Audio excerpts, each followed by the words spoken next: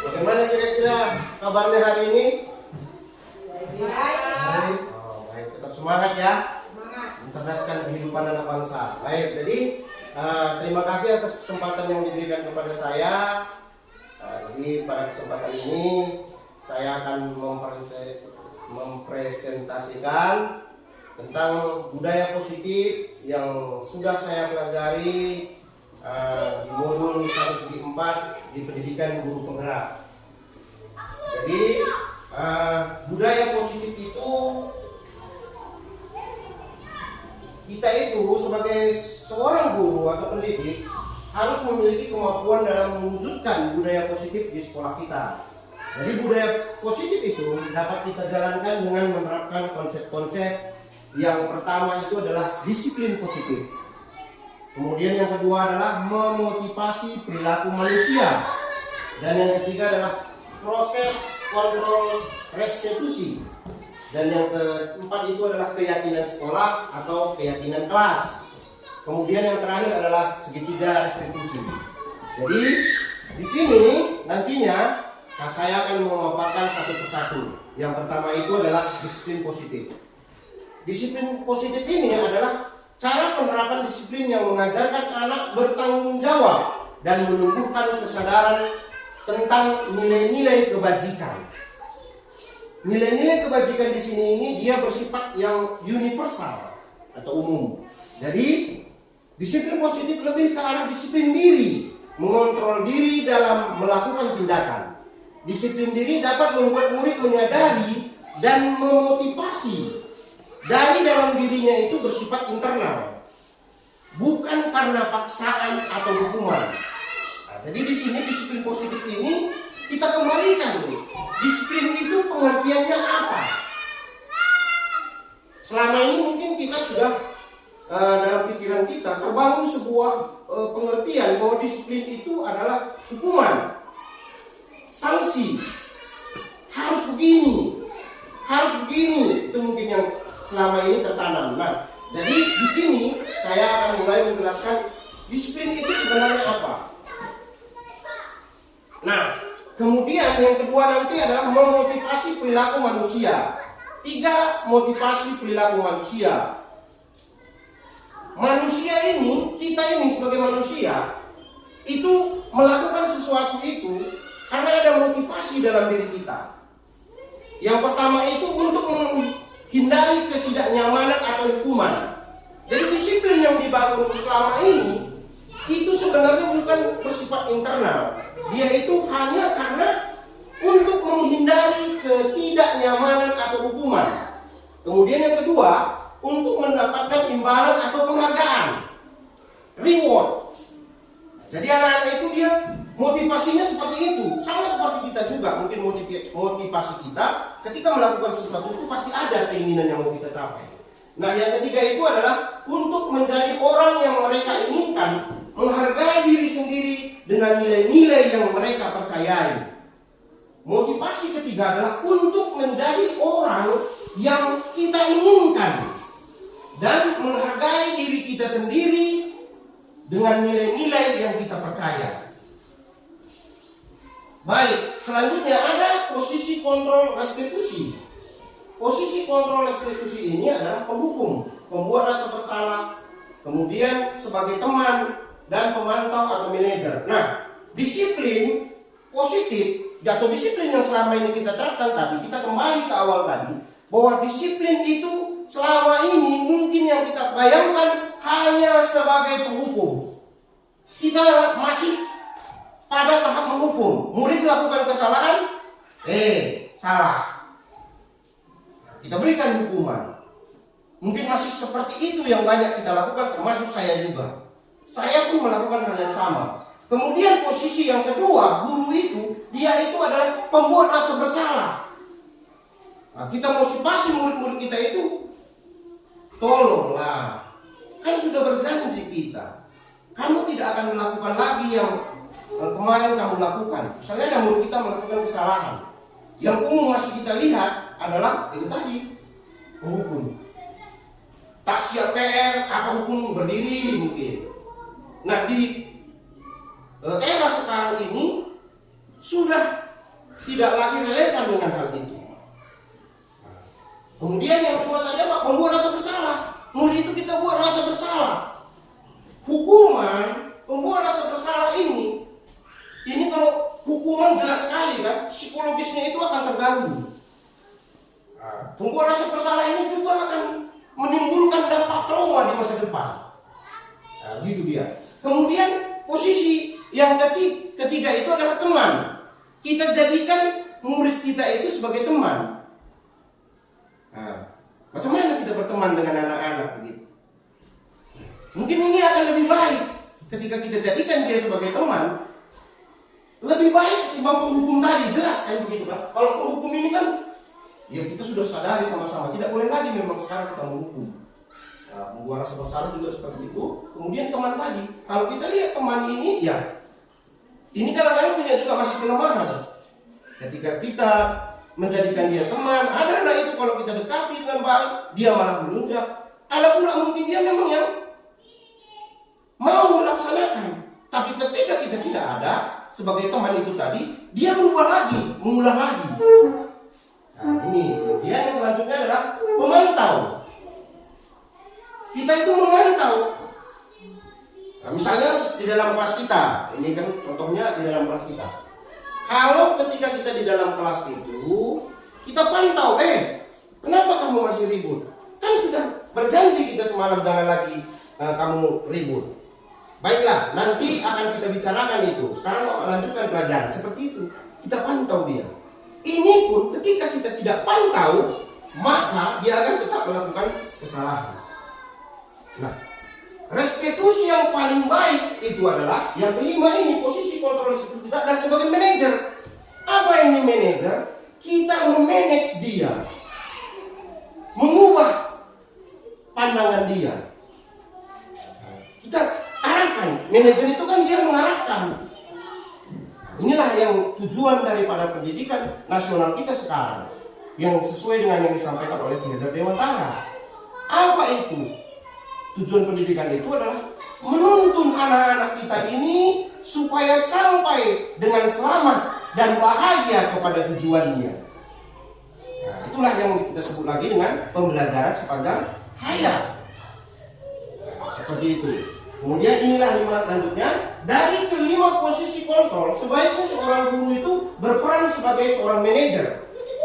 Sebagai seorang manajer, guru dapat berbuat sesuatu bersama murid, sehingga motivasi internal dari dalam dirinya itu akan tumbuh, dan jika dilakukan konsisten akan berdampak besar di masa depannya. Semua trauma-trauma psikologis akan hilang. Kenapa? Karena dia sudah memiliki dari dalam dirinya itu kesadaran. Dia tahu ini salah. Dia tahu ini tidak baik. Dia tahu ini tidak boleh dilakukan. Dengan mampu kita memanagenya tadi, maka si anak ini akan memiliki kesadaran sendiri. Sehingga apa ke depannya? Sekolah kita ini akan terbangun budaya positif. Sudah pasti seperti itu. Sudah pasti nantinya yang ada adalah kita itu akan nyaman mengajar, mereka akan nyaman belajar. Kan sudah pasti seperti itu. Kalau posisinya itu kita sebagai manajer. Nah, kembali kepada Bapak Ibu semua sampai di sini dulu. Saya boleh juga berbagi sharing. Kira-kira di antara kelima posisi kontrol yang sering atau pernah kita lakukan di sini, bolehlah kita berbagi kira-kira yang mana yang masih atau sering kita lakukan. Kira-kira ada Bapak Ibu yang boleh kita sambil sharing begini, yang mana yang di antara kelima posisi ini yang selalu atau masih kita gunakan. Boleh salah satu atau Bapak Ibu sambil ini kita berbicara di antara ini, yang mana kira-kira? Ya. Baik.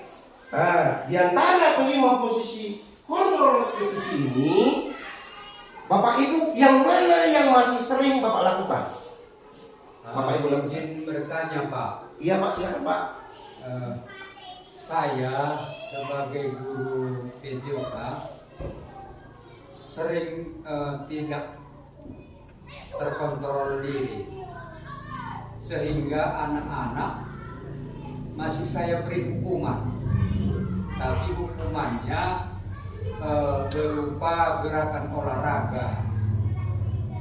Walaupun dia dihukum, tapi untuk kesehatannya, apakah itu bisa dikatakan menyalahgunakan hukuman?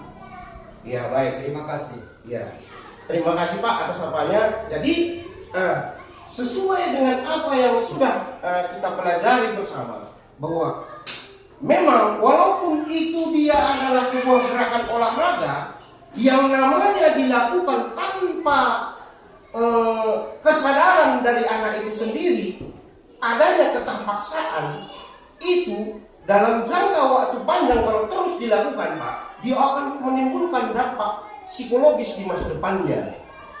Jadi memang maksudnya tadi itu baik, hukuman yang disampaikan tadi adalah berupa gerakan olahraga.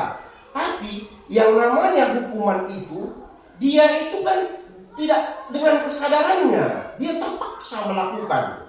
Yang namanya membekas dia. Iya, yang namanya terpaksa seperti kata itu tadi, membekas. Jadi ini tidak baik untuk psikologisnya ke depan. Nah, begitulah menurut para ahli sekarang. Jadi yang bagusnya itu Bapak bisa tetap memberikan gerakan olahraga tadi, tapi dia dengan manajer. Nah, dengan posisi sebagai manajer. Apa itu maksudnya? Bapak berbicara, Bapak bangun komunikasi dengan anak tersebut. Kira-kira anakku bersalah itu biasa, Bapak sampaikan seperti itu. Kemudian dari situ bangunlah keyakinan. Jadi sekarang ini ketika kita belajar mulai, setiap kelas kita kan sudah punya keyakinan kan? Kembalikan kepada keyakinan kelas kita. Jika dia membuat itu keyakinan kan adalah sesuatu yang kita sepakati bersama. Jadi ketika kita mulai mengajar tadi kita sepakati. Nanti kalau siapa yang begini-begini, apa kita bikin kesepakatannya? Kita pancing anak-anak ini untuk memberikan pendapatnya. Iya, sebaiknya gini juga Pak. Kalau seperti itu kan, jadi jadikan dia seorang model. Nah, misalnya kesepakatan. Jika ini melakukan kesalahan ini, apa kita buat? Oh, dia mengulang kembali Bu. Nah, dia disuruh jadi modelnya, mengulang kembali gerakan-gerakan. Nah, teman-teman yang lain mengikuti ya, gitu. Jadi ada semacam timbul kepercayaan dirinya juga ya, Pak. Nah, padahal itu udah kita untuk memberikan sanksi atas kesalahan dia, gitu. Tapi di situ kan dia nggak merasa membekas, malah dia mungkin merasa ada kebanggaan dia ya Pak ya. Nah, saya menjadi model. Jadi kita memposisikan diri kita sebagai manajer tadi. Jangan langsung usaha, jangan lagi seperti itu. Boleh dia nanti, tapi dengan manajer kita buat. Oh iya. Terima kasih Pak. Kira-kira. Terima kasih atas penjelasannya Pak. Oke. Ya. Terima kasih kembali Pak. Ya. Kira-kira dari Ibu.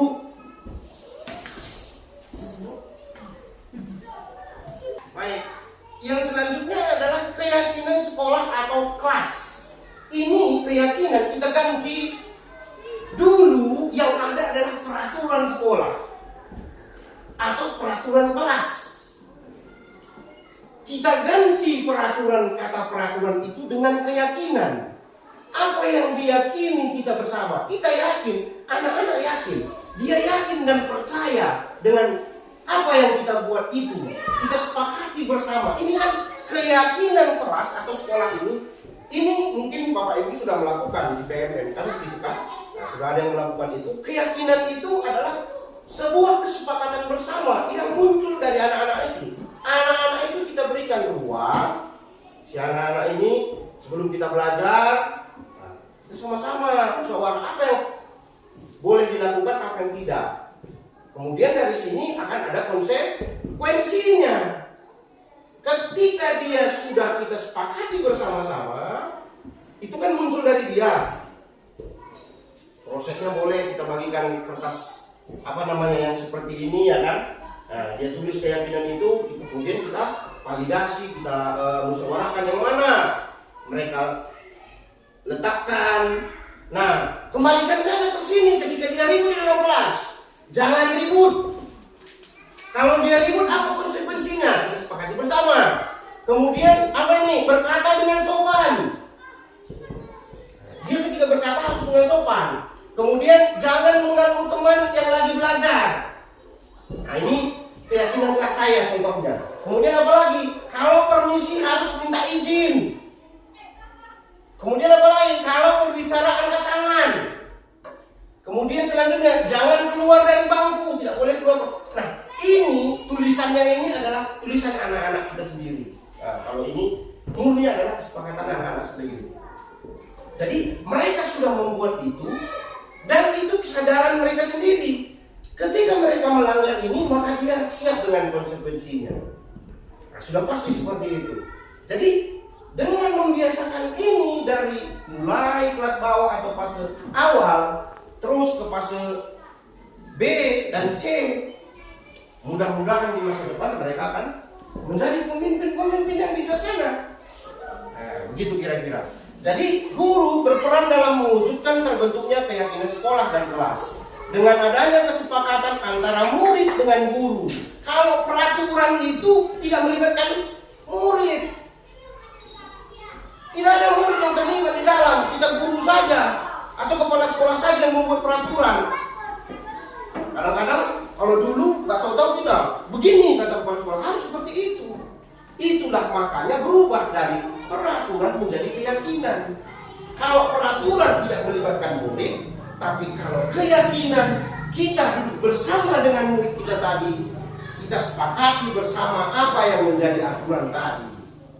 Nah, itu kira-kira. Jadi selanjutnya, Pak, sedikit saya mau tanya. Itu kan mengenai keyakinan kelas.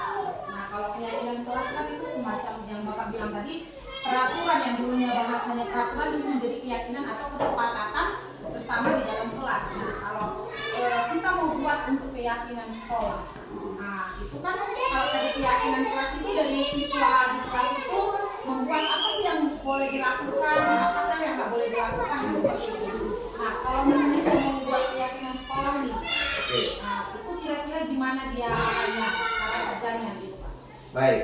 Jadi untuk keyakinan sekolah ini, kepala sekolah, guru, murid, dan komite perwakilan dari orang tua, kita sama-sama berkolaborasi menetapkan aturan atau keyakinan sekolah ini tadi. Kita kolaborasi di situ. Apa yang boleh? Jadi kalau ini sudah terbangun, sudah pasti akan menimbulkan dampak yang sangat positif. Budaya positif itu sudah pasti akan terbangun. Kenapa? Karena orang tua sudah terlibat. Dia pun akan tahu apa yang disepakati di sekolah itu. Nah, inilah dia. Kalau ke depan sekolah-sekolah itu diharapkan membuat perubahan yang ini tadi, menciptakan keyakinan sekolah ini tadi dengan melibatkan semua warga sekolah dan berkolaborasi dengan orang tua. Oleh dengan tokoh agama kita undang lagi. Nah, begitu kira-kira. Sehingga apa? Apa yang bisa, apa yang tidak, adat istiadat boleh, kebudayaan boleh, kita bangun sama-sama di sini. Dan sudah terjalin komunikasi yang baik, sudah pasti akan tercipta budaya positif yang terbangun dari dalam rumahnya sendiri sudah ada. Kemudian di sekolah ini tinggal kita lihat. Dan jangka panjang, kalau ini kita laksanakan, maka akan berdampak besar sekali. Perubahan sedikit saja akan berdampak besar untuk bangsa kita. Sehingga nantinya akan terlahirlah generasi-generasi yang bijaksana. Dia nyaman di rumah. Ada aturan sudah diciptakan di rumah, ada keyakinan di rumah. Ada keyakinan di sekolah. Kan sudah pasti nyaman dia dalam proses belajar. Nyaman, menyenangkan. Dan ketika kita sebagai pihak sekolah pun, apabila keyakinan ini tidak sesuai yang kita laksanakan, tentunya ada kontrol dari orang tuanya atau komite tadi, seperti itu. Itulah yang saya pelajari di pendidikan guru penggerak ini. Seperti itu kira-kira. Sama-sama. Baik, selanjutnya untuk melaksanakan posisi kontrol kita tadi sebagai manajer, maka ada yang namanya segitiga restitusi. Nah, segitiga restitusi ini dia itu dipopulerkan oleh seorang ahli yang bernama Dian Goosen. Dian Goosen ini dia adalah seorang psikologis. Dia menyampaikan ada 3 tahapan restitusi. Yang pertama itu adalah menstabilkan identitas. Apa ini maksudnya menstabilkan identitas? Kita dekati, kita sampaikan ketika posisi kita tadi sebagai manajer bukan pendukung, kita sampaikan kepada anak, kita ajak dia berbicara. Nakku, salah itu menurut kamu biasa atau tidak? Kita dudukkan dia, sehingga apa? Dia kan hari ini kalau salah itu takut dia. Takut dia itu karena apa? Karena sudah sah. Nah, kita kembalikan, stabilkan dulu identitasnya. Bagaimana? Nakku, menurut kamu salah itu bagaimana? Bapak pernah salah? Mama, bapak, kamu pernah salah di rumah? Bapak ibu guru ini pernah salah? Kawan-kawan lu pernah salah? Kira-kira dari pertanyaan itu sudah tergambar kan begitu kan? Itulah maksudnya menstabilkan identitas. Ini kan kalau dia sudah seperti ini pasti akan ada rasanya nyaman. Iya ya, muncul dari dalam dirinya. Iya ya, salah itu bukan sesuatu yang luar biasa. Semua orang pernah bersalah, pasti muncul. Ini kita pancing kesadaran dari dalam dirinya tadi. Itu yang pertama, menstabilkan identitas. Kemudian kita validasi kesalahannya. Nakku, kamu tadi tidak pakai sepatu ke sekolah. Menurut kamu dulu, bagaimana itu? Nah, kita sudah stabilkan tadi dia kan? Salah itu. Nah, kan gitu langsung dia kan kita validasi. Misalnya dia coret-coret dinding, nakku, ini kan dicoret, ini enggak. Menurut kamu bagaimana? Nah, kita tanyakan kepada dia. Jadi dari situ nanti kan dia mulai itu dari dalam diri, bukan karena tadi hukuman. Hukuman itu kan bersifat terpaksa. Kotor coret, bersihkan. Dia nggak mau sebenarnya, tapi terpaksa dilakukannya. Nah begitu. Ini jangan lagi kita buat terpaksa. Ada motivasi internal dari dalam dirinya. Dari dalam dirinya itu sudah terbangun sebuah motivasi dengan kita tadi validasi kesalahannya. Kemudian selanjutnya apa? Menanyakan keyakinan. Kita sudah sepakati keyakinan kelas kita, sekolah kita. Salah sudah biasa, dia sudah nyaman. Kemudian dia tahu itu salah. Maka yang selanjutnya akan muncul. Iya Pak, besok nggak lagi aku pakai sepatu. Kalau kamu nanti nggak pakai sepatu juga, kira-kira kita berikan lagi pertanyaan yang memancing. Apa itu misalnya? Kalau ada kesalahan yang kamu lakukan, kira-kira misalnya lupa kamu pakai sepatu, siapa yang bisa ngingetin kamu di rumah? Nah, dia pasti berpikir, oh iya ya, siapa yang perhatian sama aku kalau sepatu itu yang mengingatkan itu kakak. Misalnya seperti itu. Jadi kita sampaikan sama dia, kakak lu nanti titipi pesan agar selalu mengingatkan kamu memakai sepatu ke sekolah, misalnya memakai topi ke sekolah, memakai dasi ke sekolah, seperti itu. Nah, jadi kira-kira mengenai segitiga restitusi ini boleh juga kita berbagi. Nah, kira-kira bapak ibu yang mana di antara sampai mana kira-kira pernah bapak buat ini atau ibu buat? Yep.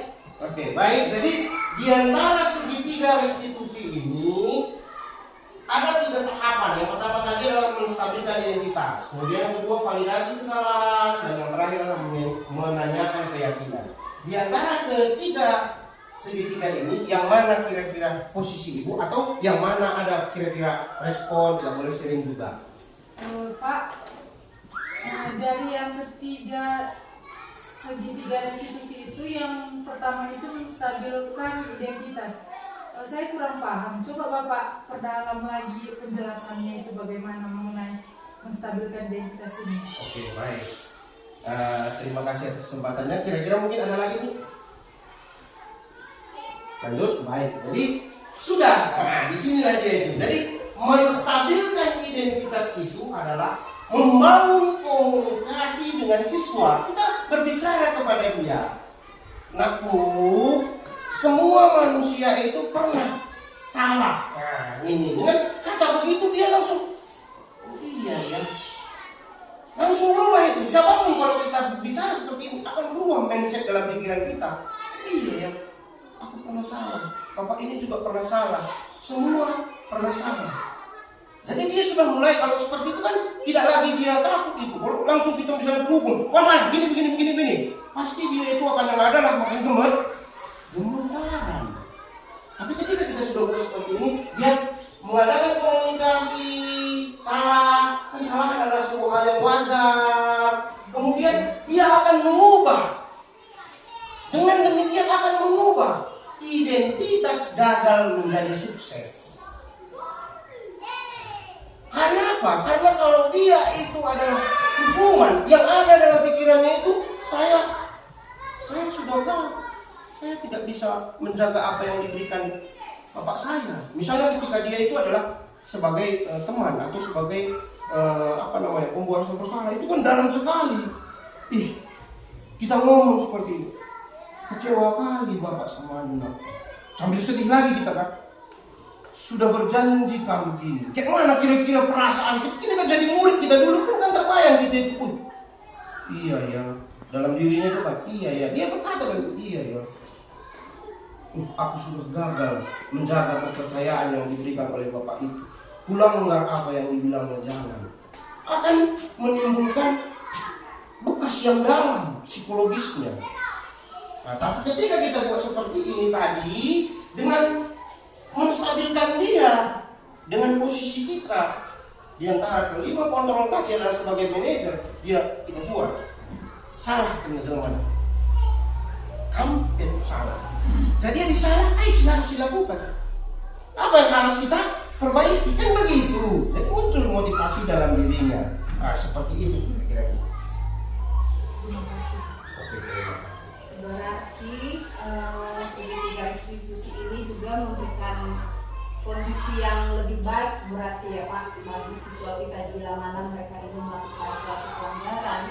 Jadi segitiga restitusi ini akan memberikan koreksi bagi mereka untuk memperbaiki sikap sehingga dia juga ketika kembali ke kelompok belajarnya dia pun bisa jadi mempunyai karakter yang lebih kuat berarti ya Pak. Betul sekali, itulah dia. Wah, super sekali. Kita kasih tepuk tangan dulu itu.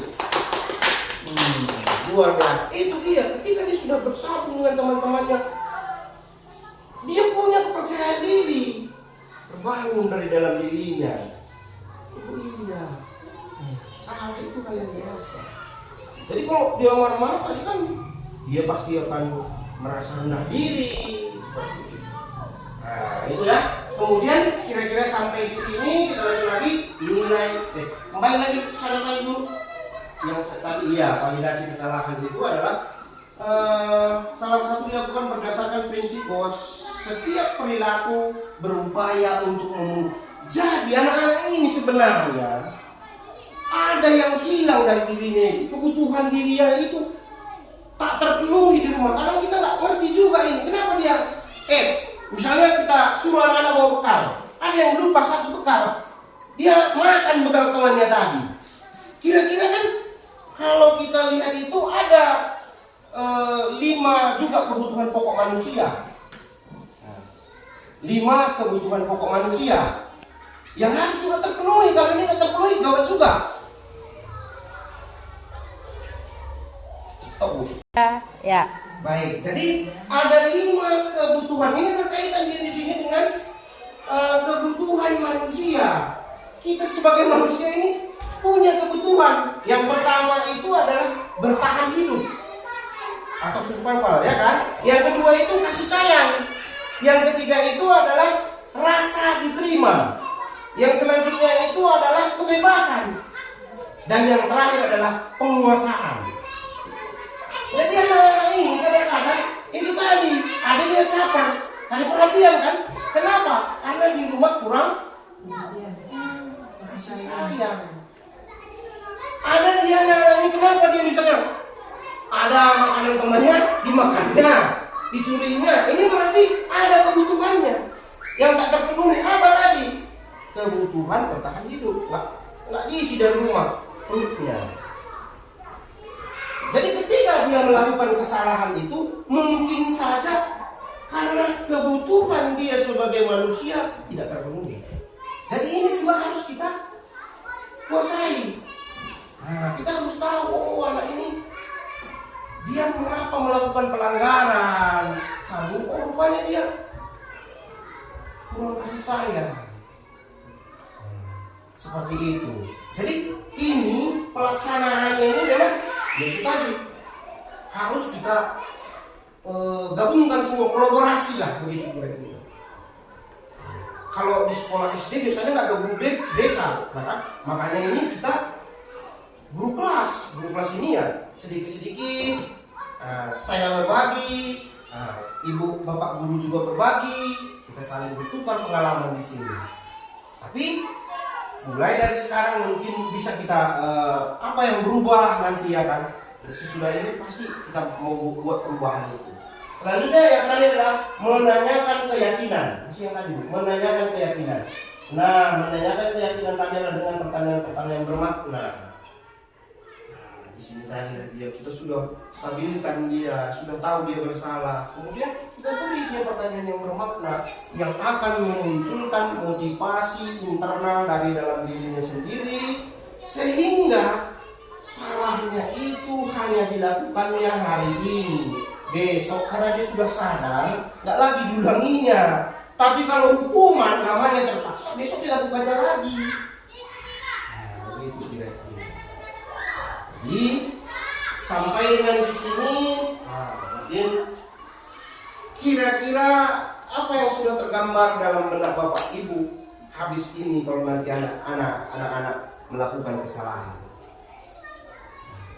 Baik, jadi sesuai dengan segitiga institusi yang sudah kita pelajari, saya pelajari dan saya jelaskan kepada bapak ibu semua, kira-kira untuk ke depan ini, dalam waktu dekat ini, apa yang mau atau berubah dari bapak ibu, kemudian kebetulan ada kepala sekolah di sini, dari sekolah kita, atau dari kelas kita, atau dari diri kita, begitu. Baik, jadi di sini saya harapkan ada respon dari teman-teman.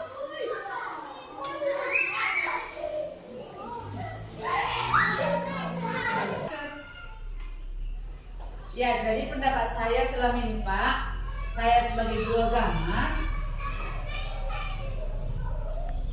kalau ada anak-anak yang salah, yang berbuat kesalahan yang tidak mengena begitu di hati saya atau di hati kawan-kawannya seperti itu, ya saya ajaklah semua murid-murid itu sama-sama berdoa, sepertinya doa bersama seperti itu.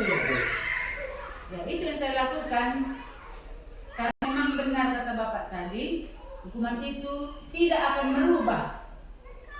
Tapi kalau kita doakan, kita berikan semangat, jadi anak-anak itu pun dapat berubah dari doa yang kita berikan, doa yang kita panjatkan kepada Tuhan. Karena hanya Tuhan yang bisa merubah. Kalau kita manusia, apalah kita ini? Ya, jadilah kita jadi guru-guru yang dapat menjadi panutan.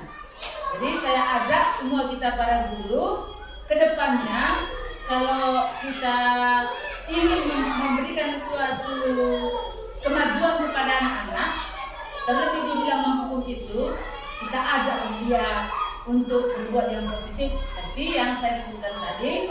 Kita ajak berdoa bersama. Ya, itu dari saya. Terima kasih. Iya, betul sekali. Jadi terima kasih banyak Bu. Wah, itu sebuah hal yang sangat positif sekali depannya sekolah kita. Dan mungkin ada kepala satuan pendidikan, kepala sekolah, berdasarkan penjelasan saya tadi, apa yang kira-kira akan kita rubah di sekolah ini? Baiklah, sesudah Bapak menjelaskan tadi tentang disiplin positif, saya semacam mendapat masukan. Ternyata di satuan pendidikan itu juga bisa yang namanya keyakinan sekolah. Jadi dari sini ke depan, marilah rekan-rekan kita untuk membangun disiplin positif dengan mentiadakan yang namanya hukuman. Jadi kita nggak boleh lagi menghukum anak-anak, membuat mereka merasa bersalah. Nah, jadilah manajer yang baik yang bisa memanage mereka menuju masa depan mereka. Dan saya juga mendapat masukan juga dari Bapak bilang ya, ternyata membuat suatu keyakinan sekolah itu kita bisa melibatkan semua stakeholder yang ada di sekolah kita. Jadi dari sini ke depan nanti saya akan membangun sekolah kita ini dengan kesepakatan sekolah. Saya akan mengundang komite sekolah, perwakilan orang tua, para kita guru dan siswa untuk membuat suatu keyakinan sekolah, agar itulah yang kita buat nanti untuk memajukan sekolah kita ini. Terima kasih. Terima kasih banyak. Terima kasih atas kesempatannya Bapak Ibu. Luar biasa sekali apa yang sama-sama kita sudah pelajari hari ini. Mari ke depan kita laksanakan. Salam semangat. Kasih tepuk tangan yang paling semangat untuk kita semua. Tepuk tangan. Jujur. Terima kasih.